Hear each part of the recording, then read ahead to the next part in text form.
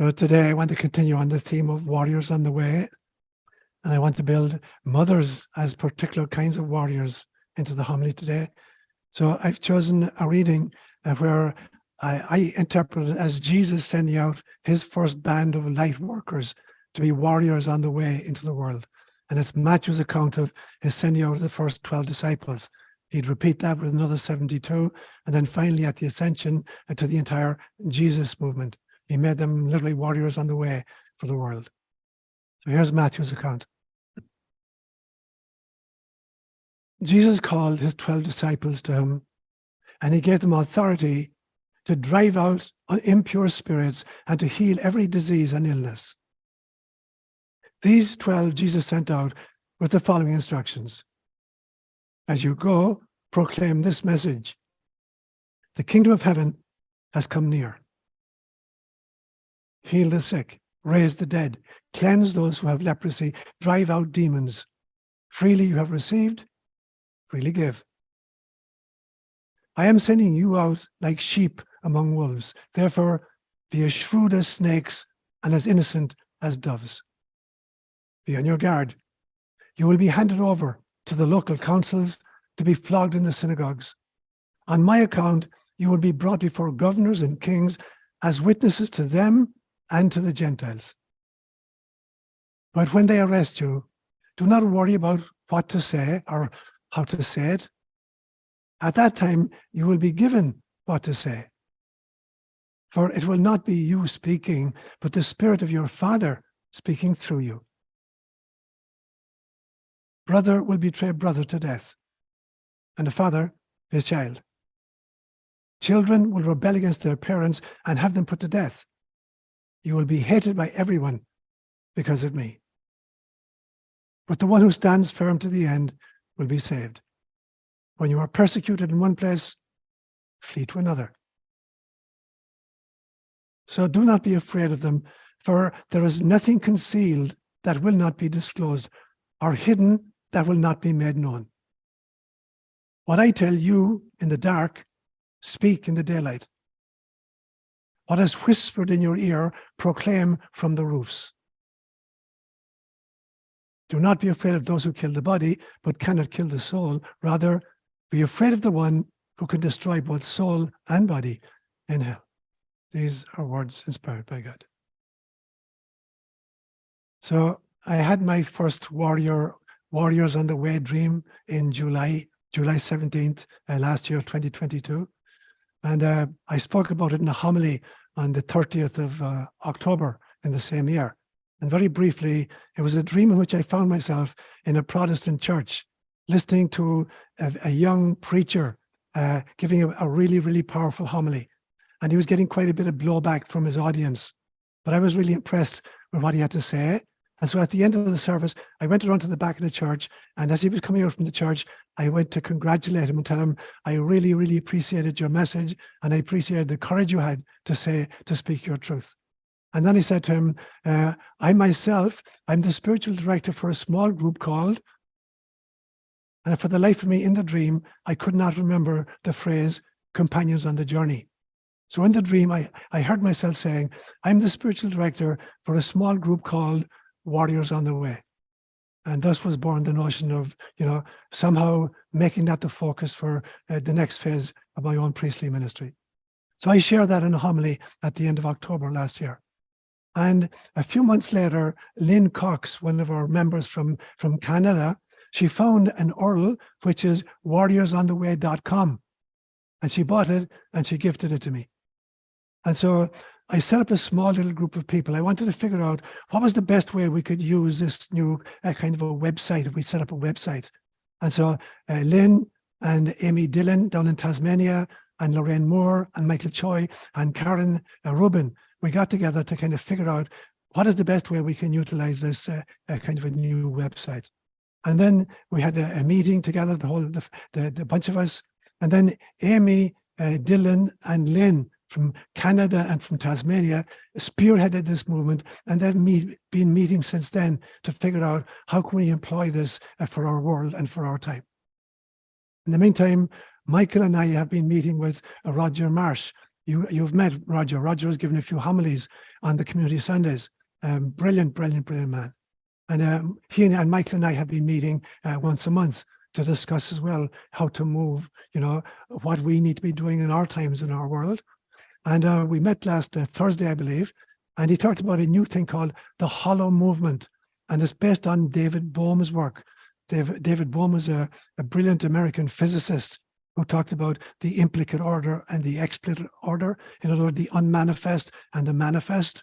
And so it's the notion of trying to create a global movement. I would call it a global brain, which is trying to create peaceful evolution. And it's trying to bring together various groups all over the world who are attempting to kind of be prophetic for our times. And so it's a way of pulling together, and so they can be assisting each other. It's like, I would call it a kind of a planetary matrix of independent but connected groups of warriors on the way. And so, in the background, there's all this movement happening in our little community and in communities throughout the world. And so I personally feel really, really gratified and hopeful about how we're going to handle the present crisis of our worlds. And I spoke many times about, the caterpillar and the butterfly, that there's a huge difference between randomness and chaos. Randomness is the total absence of order in a system. But chaos is a kind of, it's an apparently random system, but which is actually being guided by a much, much deeper organizing intelligence. And so that's what's happening with the caterpillar, who creates a cocoon and then goes into the cocoon and literally disintegrates in a kind of a goo. And there's this tremendous struggle between the existing cells of the caterpillar, which are dismantling themselves and creating a mushy goo. But it releases imaginal cells that will retool it into a colorful aeronaut. And it is the protracted struggle of trying to free itself from the cocoon of the old spacesuit that releases the lactic acid into the wing structure of the butterfly. And so without this, I call it a birth battle, it would remain merely a crawler. And so I began to think again during this week of what is another way in which we could employ this metaphor. And I see that we are living in a time when we're being increasingly surveilled. We're becoming part of an internet of bodies, being spied upon by internet of things, that literally our computers and our smartphones and our television sets and our washing machines and our refrigerators are literally picking up conversations at home and relaying them someplace so that Big Brother can monitor and control our behavior and our thoughts. I was shocked this week to read in an Irish newspaper that the Irish government has just passed a law where they're literally creating thought police. That anybody with seditious material or hateful material on their computers, their iPhone, they can be prosecuted and jailed, even if they have no intention of promoting it. So somebody sends you a message that the Irish politicians think is hate speech, and you can be put in jail for it. So literally, we're being closed down and surveilled. So it's as if we as butterflies are being stuffed back in to a cocoon of technology. But I began to think in my meditation this week, what if this is exactly the spur we need in order to dissolve our identification with the body, our identification even with the physical brain, so that we may begin to ascend to our etheric body, our astral body, our mental body, our psychic body, en route to realizing that we are actually fractals of God. What if, in fact, that this current world situation is releasing the lactic acid of this psycho-spiritual ascent, and that is the only possible way to kind of, through this struggle, in order to become the inner warriors? Maybe we needed this situation in order to unleash these great abilities that are resident within us. Perhaps they're actually necessary stages in us becoming homo spiritualis. And I look back and I look at the life of Christ and his miracles and his ability to do what I would just kind of call quantum tunneling. Quantum tunneling, the ability to penetrate apparently solid objects and to remanifest at the other side of the obstacle. And we find that in John chapter 20. Or his great gifts, ability to raise the dead, to heal leprosy, And his insistence when he sent out the first group of light workers and said to them exactly that. If you were listening to the reading today, the commission was go out, heal the sick, raise the dead, cleanse lepers. So it's like he's offering them all these as if they're their birthright, and that somehow it's by releasing the spirit inside or by experiencing the kind of the contention of the world in which they live that these gifts are released. He talked about the fact that people who are light bringers or warriors on the way, they're going to meet resistance from their own families, father against child, child against father, brother against sister, sister against mother. That in fact it's this is the kind of the struggle, this is the lactic acid that is possibly going to release the new kind of human, the Homo spiritualis. And so was Jesus Christ some kind of a prototype?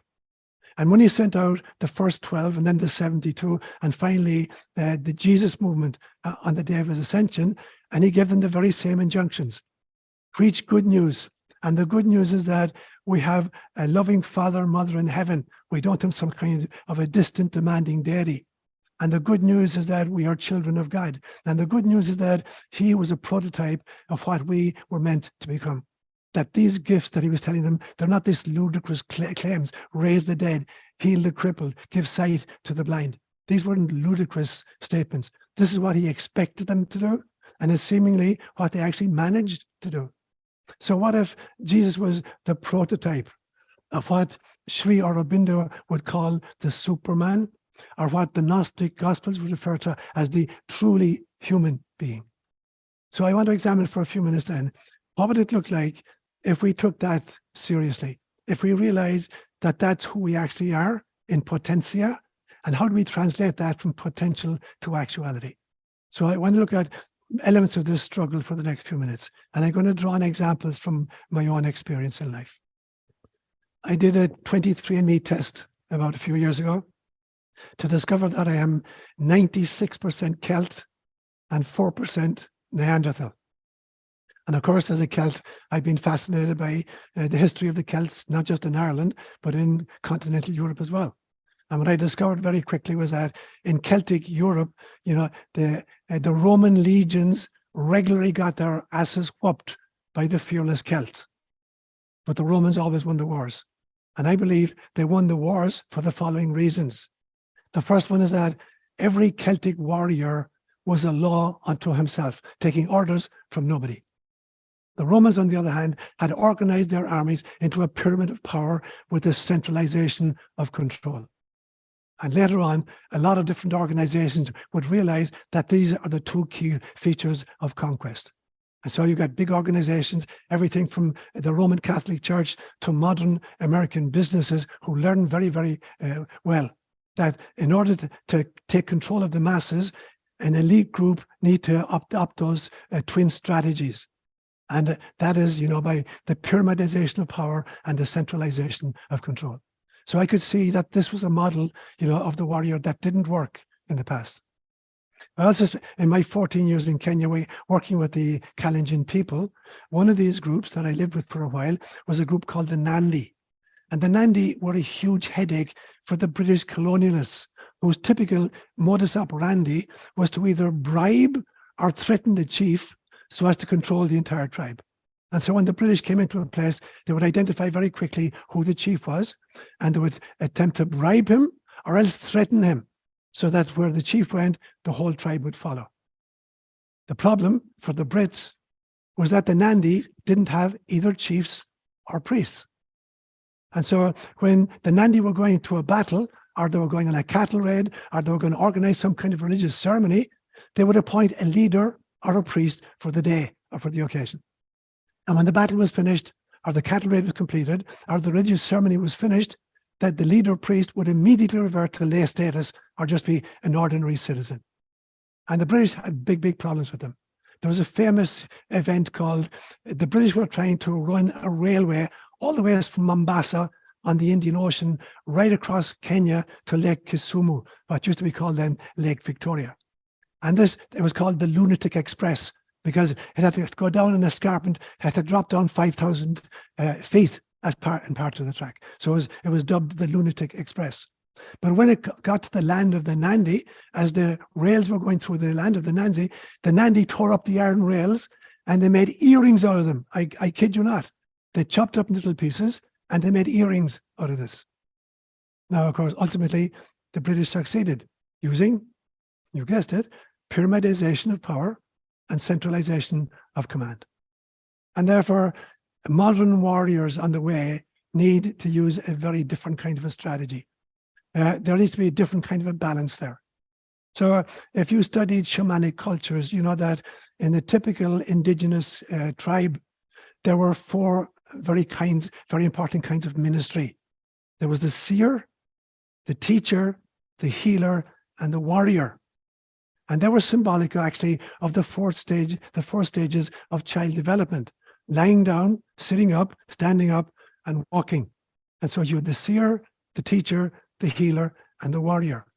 Now, there needs to be a bit of each of these ministries in all of us, but every tribe then needs specialists in each area. And so you look at, for instance, even the human body. Even though we start off as a single zygote, every single one of us is a single cell, the union of a sperm and an egg. But the zygote will very, very quickly divide 2, 4, 8, 16, 32, 64, 128, etc. And at some stage, this multiplicity of cells, and you've got about 70 trillion in your body right now, they begin to specialize. So some cells decide they're going to specialize as eye cells, others specialize as kidney cells, others specialize as heart cells. But each body then contains these organs from specialized cells, and the organs get together and they create a single organism. So there are kind of layers of sophistication, from each level, from this single cell up to the organism itself. And so the same thing needs to happen in our societies. But violence can have no part in this new balance. And what I've seen in history, and I'm sure if you've studied history, that countries which have violently overthrown corrupt regimes simply substitute a new brutal system for the old brutal system. And so revolutions are swift and they're bloody and they quickly achieve results, but they do not lead to any kind of lasting peace. Evolution, on the other hand, as distinct from revolution, moves much more slowly and organically, and eventually converts even the opponents by the fruits of the new kind of societal order. So you look at, for instance, Russia, the Bolshevik Revolution in 1917, it did not work because the instigators knew what they were against, but they had no clear vision of what they were for and how to build that and thus establish a kind of a comprehensive, workable new order. And so I believe that the future for which the warriors on the way must work, it has to be a decentralized world, but one in which cooperation among communities and a communication within communities is inspired by a truly comprehensive, multifaceted, and workable vision. You can't just get rid of the old without having some kind of a vision of the new. And it can't be a totally esoteric vision that there'll be peace in our world and peace in our times. It has to be comprehensive, multifaceted, and it has to be workable before we can take it forward. So you look at the Bolsheviks, for instance, they overthrew the Tsar, and then almost immediately, when you study Russian history, they turned on each other, finally leading to a brand new tyrant called Stalin, who probably killed more than 30 million of his own comrades in the gulags. So he then went on to preside over a totally unworkable system that further eroded both the prosperity and the freedoms of the Russian people. And so the new vision we have, it must be a vision with a balance. The old Celtic model of individual warriors pitted against Romans obviously will not work. But neither do we want a pyramidization of power or a centralization of control, which we can see even currently in our own elite oligarchical, capitalist, and Marxist systems. So the new oligarchies, either capitalist or Marxist, are using the same pyramidization of power and centralization of control. So what we need, and what warriors need to fight for, is coordination, not centralization. It is meritocracy, not blind ideology. It is concentric circles of communication, not pyramids of power with top-down dictates. And it was fascinating to me that that's what Vatican II attempted to do. It took the notion of a pyramid of power, and then it talked about us being a pilgrim people. Unfortunately, that didn't work very, very well, and the Vatican just continued its stranglehold on the hierarchical model. So what are the levels then of being a warrior on the way? I want to mention a few of them. Life itself is a fractal phenomenon. So when I think of life, I'm looking at life as a physiological phenomenon, or physical bodies, but I'm also looking at it as a psychological phenomenon, how our mind and our emotions work. I'm looking at it as a spiritual fractal as well. It has to do with our larger sense of self. And it has to do with, there's a sociological aspect to it. There's a fractal which is sociological, how people operate in groups. And at this societal level, mindsets then come from cultural memes or from ideologies. So we have to be really, really careful that these cultural memes and these ideologies are not simply introducing viruses into the system. Now, a virus can be a physical an attack. It could be a psychological virus. It could be a spiritual virus, or it could be a societal virus. And the way the body deals with viruses is by marshalling the macrophages. But so these macrophages need to be multidimensional as well. We need to have developed macrophages, not just at the kind of the physical level, but at the psychological level, at the spiritual level, and at the societal level.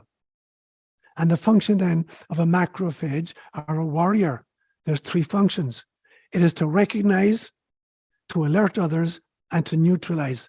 So the function of a macrophage is to recognize a virus coming into the body, to alert the rest of the cells in the body to this, and to neutralize the enemy.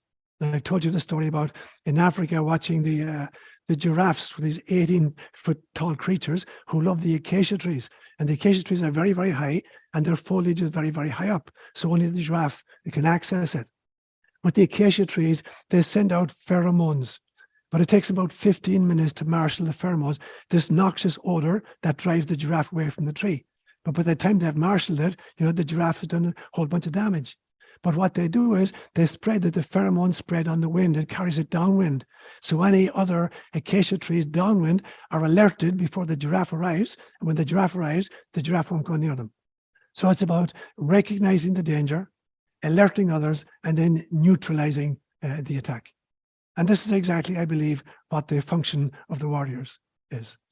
But it's a balance, because I believe, using the Native American Indian system, that we are both healers and warriors, and that the yin, the healer and the warrior are the yin and yang faces of incarnation, and both of them are necessary.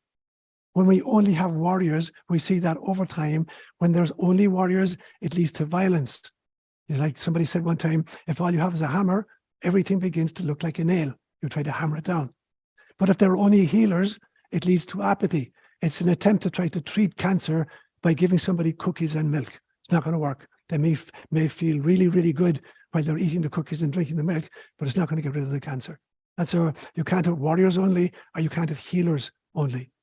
So I would make the claim then that the warrior is the yang face of the healer, and the healer is the yin face of the warrior.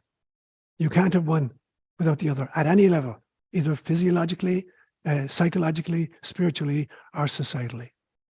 And so the great test then for the warrior healer is to discern between, does this situation call for radical surgery or intense radiation, or does it call for TLC, tender loving care, a gentler, natural kind of remedy for the situation? And that's the call that the warrior healer has to make in any one situation. How radically do we have to move against the enemy, and with how much love and tenderness do we need to move against the enemy, and to create that balance, a balance that works through love, even when love is tough love. So in conclusion, I would say that when Jesus sent out the 12 and then the 72, and then finally the whole group, he gave them two injunctions only. He said, preach good news and heal. And that is the function of the warrior healer. It is good news and it is healing. So I believe that Jesus was actually sending out the original group of light workers 2,000 years ago. There's a little band of 12, followed shortly afterwards by a band of 72, and then followed by all those who were associated with the Jesus movement. Now, it is time then to listen to the message of Jesus. It's time to bring on the current crop of light workers. Our world needs the yang energy of the warrior, as well as the yin energy of the healer. Some kind of a combination of Mahatma Gandhi and Mother Teresa. And it seems to me it's really significant that today on Mother's Day, if I would think about, the warriors on the way right now that the world really, really badly needs, that the Special Forces unit are the women warriors and the mama bears. Women who will protect with their lives, not just the fruit of their own wombs, but the children of the womb of Gaia and Pachamama herself. So I make an appeal today on this Mother's Day. Mothers of the world, unite. We badly need you.